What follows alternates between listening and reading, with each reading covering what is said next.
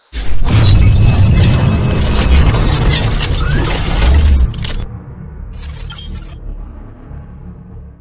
kapatid, at ang nahasik sa mga batuhan, ay ang nakikinig ng salita, at pagdakay tinatanggap ito ng buong galak, gayon may wala siyang ugat sa kanyang sarili, kundi sandaling tumatagal, at pagdating ng kapigatian o pag-uusig dahil sa salita, ay pagdakay na titasid siya.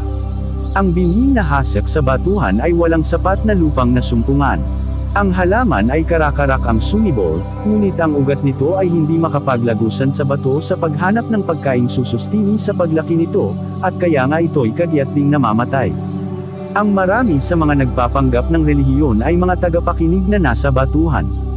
Katulad ng batong nasa ilalim ng nakapatong na lupa, ang kasakiman o pagkamakasarili ng katutubong puso ay nasa sa ilalim ng lupa ng mabubuti nilang nasa at mga hangarin. Ang pag-ibig sa sarili ay hindi nasusupo.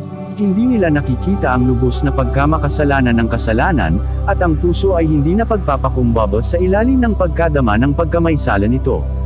Ang uring ito ay maaaring madaling mahikayat, at sa malas ay magiging mabubuting hikayat, subalit sila ay mayroon lamang mababaw na relihiyon. Hindi sa dahilang pagdakay tinatanggap ng mga tao ang salita, ni sapagkat nagagalak sila rito, na kung kaya sila'y nagsisihiwalay.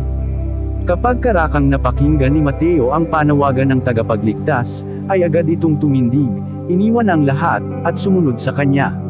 Sa sandali ring ang salita ng Diyos ay dumating sa ating mga puso, ang nais ng Diyos sa atin ay tanggapin natin ito, at matuwid na ito'y tanggapin ng may kagalakan.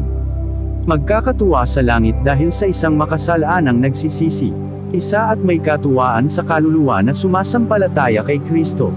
Datapwat yaong sa talinhaga ay sinasabing tumatanggap kapag daka ng salita, ay hindi tinutuos ang halaga. Hindi nila isinasaalang-alang kung ano ang hinihingi sa kanila ng salita ng Diyos. Hindi nila ito inihaharap ng mukhaan sa lahat nilang mga kaugalian sa buhay, at isinusukong lubos ang kanilang mga sarili sa pagsupil nito. Ang mga ugat ng halaman ay nanunuot sa kailaliman ng lupa, at lingid sa pangmalas na pinakakain at kinakandili ang buhay ng halaman. Gayon din sa Kristiyano, sa pamamagitan ng di nakikitang pakikipagkaisa ng kaluluwa kay Kristo, sa pamamagitan ng pananampalataya, ay napakakain at nakakandili ang kabuhay ang ukol sa Espiritu. Subalit ang mga nakikinig sa batuhan ay sa sarili umaasa sa halip na kay Kristo. Sila'y nagtitiwala sa kanilang mabubuting gawa at mabubuting udyok ng damdamin, at malalakas sa kanilang sariling katwiran. Hindi sila malakas sa Panginoon, at sa kapangyarihan ng kanyang kalakasan. Ang isang ganito ay, walang ugat sa kanyang sarili, sapagkat hindi siya nakaugnay kay Kristo. Ang mainit na araw sa katag-erawan, na nagpapalaki at nagpapahinog sa matigas na butil, ay sumisira sa bagay na hindi nakapag-ugat ng malalim. Kaya gayon din siya na, walang ugat sa kanyang sarili, sandaling tumatagal. Ngunit, pagdating ng kapigatian o pag-uusig dahil sa salita, ay pagdakay na titasid siya.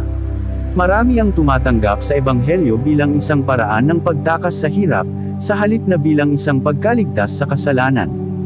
Natutuwa sila sa loob ng isang panahon, sapagkat ang palagay nila ay palalayain sila ng relihiyon sa kahirapan at pagsubok. Habang maayos ang takbo ng buhay sa kanila, sila ay maaaring sa malas ay mga tapat na Kristiyano.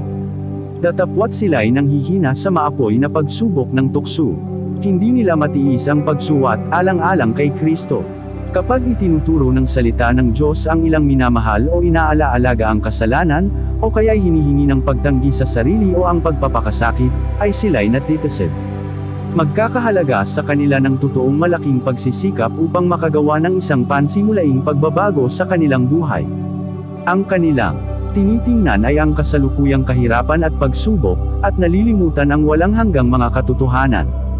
Katulad ng mga alagad na nagsiiwan kay Jesus, handa silang magsipagsabing, matigas ang pananalitang ito, sino ang makaririnig noon? Isa, marami ang nagsisipag angking naglilingkod sa Diyos, datapwat walang pansariling karanasan ng pagkakilala sa Kanya. Ang kanilang hanggaring ganapin ang Kanyang kalooban ay nakabatay sa kanilang sariling hilig, hindi sa mataimtim na pagkasumbat ng banal na espiritu. Ang kanilang inuugali ay hindi natutugma sa kautusan ng Diyos. Nagpapanggap silang tinatanggap si Kristo bilang kanilang tagapagligtas, subalit hindi naman sila nananampalataya na bibigyan niya sila ng kapangyarihan upang mapanagiimpayan ang kanilang mga kasalanan. Wala silang personal na pagkakaugnay sa isang nabubuhay na tagapagligtas, at ang kanilang mga likas o karakter ay naghahayag ng mga kapintasang namana at nalinang.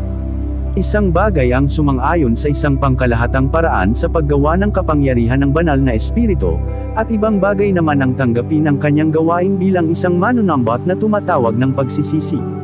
Marami ang nakadarama ng pagkakahiwalay sa Diyos, ng pagiging alipin ng sarili at ng kasalanan. Gumagawa sila ng mga pagsisikap na magbago, ngunit hindi nila ipinapako sa krus ang sarili. Hindi nila ipinagkakalob ang kanilang mga sarili ng buong buo sa mga kamay ni Kristo, na hinahanap ang kapangyarihan ng Diyos upang magawa ang kanyang kalooban. Hindi sila handang pahugis ng ayon sa wangis ng Diyos. Sa isang pangkalahatang paraan ay kinikilala nila ang kanilang mga kapintasan o mga kawalang kasakdalan, subalit hindi naman nila isinusuko ang kanilang mga bukod tanging kasalanan. Sa pamamagitan ng bawat maling gawa ay nagtatamong kalakasan ang dating makasariling likas. Ang tanging pag-asa para sa mga kaluluwang ito ay ang madama nila ang katotohanan. Ng mga pangungusap ni Kristo kay Nicodemo, kinakailangan ngang kayo'y ipanganak na muli. Maliban na ang tao'y ipanganak na muli, ay hindi siya makakakita ng kaharian ng Diyos. Ang tunay na kabanalan ay pagiging buo sa paglilingkod sa Diyos. Ito ang kondisyon ng tunay na pamumuhay Kristiyano. Humihingi si Kristo ng isang pagtatalagang walang inililangi, ng paglilingkod na di hati.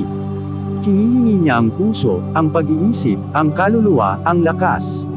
Ang sarili ay hindi dapat pakaibigin. Siya na nabubuhay sa kanyang sarili ay hindi isang Kristiyano. Pag-ibig ang dapat maging simulain ng paggawa o pagkilos. Pag-ibig ang sumasailalim na simulain ng pamamahala ng Diyos sa langit at lupa, at ito ang dapat maging saligan o patibayan ng karakter ng Kristiyano. Ito lamang ang sa kanya'y makapagpapatibay at magpapanatiling matibay. Ito lamang ang makapagbibigay kaya sa kanya upang mabata niya ang pagsubok at ang tukso. At ang pag-ibig ay makikita sa sakripisyo o pagpapakasakit. Ang panukala ng pagtubos ay nailagay sa pagpapakasakit, isang pagpapakasakit na lubhang malawak at malalim at mataas na anupat di masukat. Ibinigay ni Kristo ang lahat dahil sa atin, at yaong mga tumatanggap kay Kristo ay magiging handang ipagpakasakit ang lahat alang-alang sa kanilang manunubos. Ang pag-aalaala sa kanyang karangalan at kaluwalhatian ay mauuna sa anumang bagay. Kung iniibig natin si Jesus, iibigin nating mabuhay para sa Kanya, na aylay ang ating mga handog ng pasasalamat sa Kanya, na gumawa para sa Kanya. Ang paggawa mismo ay magiging magaan. Alang-alang sa Kanya ay nanasin natin ang masaktan at gumawa at magpakasakit. Makikiramay tayo sa Kanyang pinanabik na magligtas ng mga tao. Madarama natin ang magiliw na pinanabik ding iyon sa mga kaluluwa na Kanyang nadama. Ito ang relihiyon ni Kristo. Anumang kulang dito ay isang kadayan. Walang basta teorya ng katotohanan o pagpapanggap ng pagiging alagad na magliligtas sa sinumang kaluluwa. Hindi tayo kay Kristo malibang Kanya tayo ng buong buo. Dahil sa pagiging hati ang puso sa kabuhay ang Kristiyano, kung kaya ang mga tao ay nagiging mahina sa layunin at pabago-bago sa naisin, ang pagsisikap na kapwa paglingkuran ang sarili at si Kristo ay ginagawa ang isa na isang batuhang tagapakinig, at siya'y hindi makapagbabata kapag dumating na sa kanya ang pagsubok. Dahil sa tinapos mo ang video ito, pakitulungan mo naman akong suportahan aking YouTube channel, sa pamamagitan ng pag-subscribe at pag-like. Malaking tulong na po yan sa akin. God bless po sa iyo.